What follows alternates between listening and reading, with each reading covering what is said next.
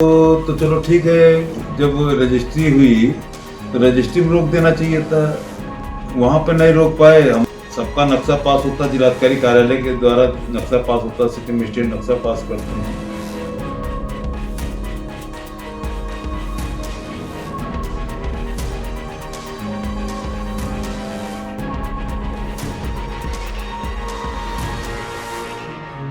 Samajwadi party के राष्ट्रीय सचिव पूर्व विधायक मोहाली से अनूप गुप्ता जी के आवास पर आज जिलाधिकारी के कोर्ट के आदेश के बाद एक नोटिस चस्पा की गई है, जिसको लेकर तरह तरह की चर्चाएं हैं। आपको बता दें, कल ही अभिमुक्तेश्वरानंद महाराज का सीतापुर में आगमन था और 2 दिन का उनका कार्यक्रम था और रात्रि प्रवास भी पूर्व विधायक के आवास पर हुआ, जिसके बाद प्रशासन द्वारा यह नोटिस चस्पा की गई। फिलहाल हम विधायक जी से जानेंगे कि क्यों नोटिस जो चस्पा की गई प्रशासन द्वारा। अब प्रशासन अपना नोटिस देने का उनका अधिकार है, वो नोटिस दे सकते हैं।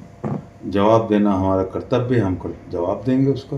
क्या है नोटिस में दिया गया? अब नोटिस तो अभी यही पड़ी है, सार्वजनिक नोटिस अभी व्यक्तिगत हमको तो नहीं दी, पूरे मोहल्ले को दे दी है।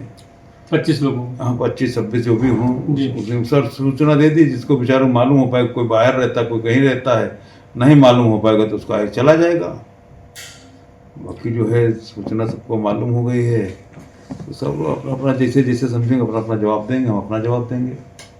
प्रशासन ने कहा है कि प्लाईवुड की जमीन की जो उधर लैंड थी उसी पर मकान बनाए गए।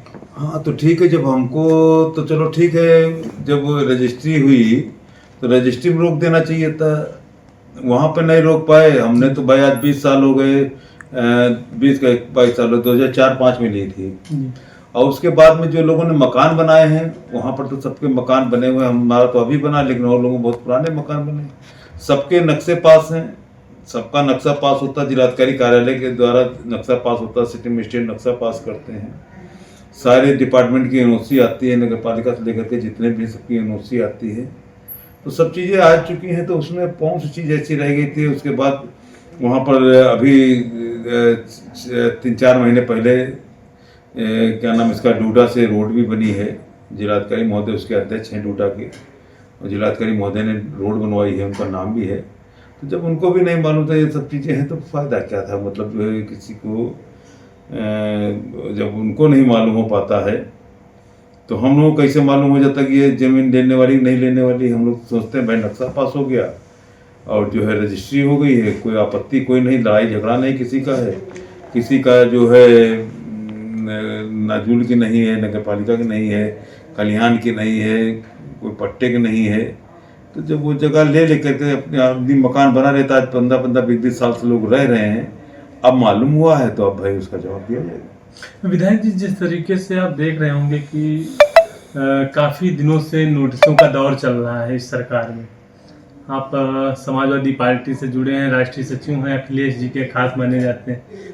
क्या लगता है कहीं ना कहीं समाजवादी पार्टी में आपके होने की वजह से ये नोटिस मिल रही? कोई दिक्कत नहीं है। अब देखिए, दल अपना है, आस्था अपनी है, जहाँ पर हैं तो वहाँ पर हैं। नोटिस दे दें, जेल भेज दें, ये तो सब उनका विशेषाधिकार है, उसमें तो कोई वो है नहीं, कहीं से भी कुछ भी कर लें। कितने दिन का समय दिया गया?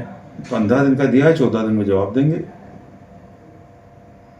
15 दिन का दिया है, अब आज नोटिस पढ़ेंगे, कागज निकालेंगे, 2-3 दिन लग जाएंगे, जल्दी तैयार हो जाएंगे, जल्दी आज जवाब दे देंगे। जिस तरीके से सीतापुर में शंकराचार्य का भी आगमन हुआ, 2 दिन उनका भ्रमण कार्यक्रम रहा, क्या संदेश दे गए शंकराचार्य जी? शंकराचार्य जी यही कह गए हैं कि गायों की रक्षा करो, और जो आपने जिसको वोट उसको दो, जो कम से कम गौ मांस का जो है व्यापार ना करे। और गौ मांस का व्यापार हो रहा है, सबसे ज़्यादा उत्तर प्रदेश से जो है मांस निर्यात हो रहा है, तो इसके ऊपर रोक लगाने की बात गुरुदेव जी कह गए हैं, तो वही हम लोग कर रहे हैं कि जो है मांस की बिक्री बंद हो, गौ माता हमारी सुरक्षित रहें, गौवंश हमारे सुरक्षित रहें, जो भी टैक्स लगे, जो भी चीज़ें हैं, बड़ी बड़ी गौशालाएँ खुल जाएँ, उनके चारा भूसे का इंतजाम हो जाए, गौ माता जो राष्ट्र माता घोषित कर दें, यही हमारी। विधायक जी, 2027 में चुनाव होने हैं, अगर सरकार आपकी बन जाती है तो क्या घोषित करेंगे? सरकार बन जाएगी तो गौ माता को हम लोग अपनी पार्टी के नेता से कहेंगे इसको राष्ट्र माता घोषित करो। प्रदेश में हम राष्ट्र नहीं कह सकते, लेकिन प्रदेश में तो घोषित कर दें, उत्तर प्रदेश में राज्य माता हो जाए, ये हम अपने राष्ट्रीय अध्यक्ष जी से कहेंगे। अपनी पार्टी में कहेंगे कि इसको राजमाता घोषित करें हमारी सरकार में। राजमाता तो घोषित करा सकते, राष्ट्रमाता नहीं कर सकते सरकार आने पर। भारतीय जनता पार्टी गौ सेवा की बड़ी बात करती है, आखिर केंद्र में प्रदेश में उनकी सरकार है, कई प्रदेशों में उनकी सरकार है, क्यों नहीं घोषित कर रहे? ऐसा है, जब वो खुद खाते हैं गाय का मांस, उनके रिजिज्जू कहते हैं मैं बीफ खाता हूँ, तो ये उनके कान में सुनाई नहीं देता है? जब रिजिज्जू कह रहा है कि मैं गौ मांस खाता हूँ, बीफ खाता हूँ, और जो मंगल के दिन जो चपाचप चाप रहे मुर्गे की टांगे, मछली खा रहे हैं मंगल के दिन, तो इनके बजरंग बली गदा खड़े करी है।